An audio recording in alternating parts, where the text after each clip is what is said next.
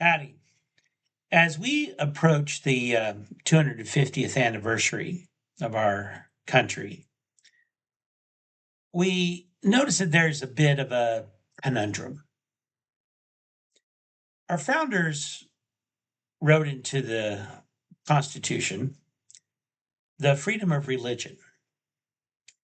And it's not because they thought it was a good idea, but they realized that what we believe is really up to us.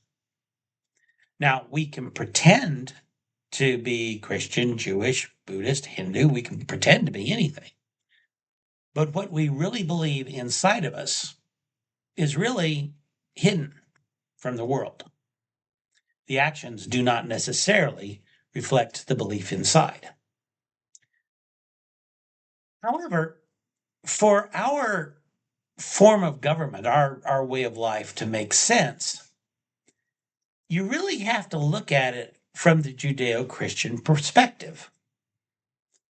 You really have to understand that every individual is made in the image and likeness of God. And that spark of God that's in each individual is what truly makes all men created equal. It's what gives us all equal authority, that equal dominion that God gave us at creation. It's also what gives us the equal duty to care for this God's world. This is not our world. This is God's garden. And we have the responsibility of keeping it and tilling it so that it flourishes, so that we are the caretakers, not the owners. And it's this combination of this power and this equality that we all have, and this duty, this responsibility that we all have, that our form of government makes sense. So, any belief is welcome in America, but if to really understand why, you've at least got to look at it from the Judeo-Christian perspective. Now, fortunately, by protecting the freedom of religion, we have the power and the authority to go out and make disciples of all nations using the power of persuasion.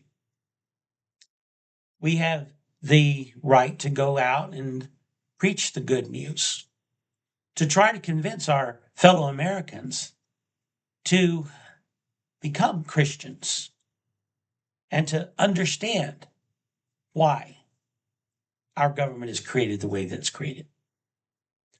There truly is an American way, and it is a Judeo-Christian way. And we need to persuade and we need to convert our fellow Americans to the Judeo-Christian way in order for our nation to last another 250 years. Thanks for listening. Adios.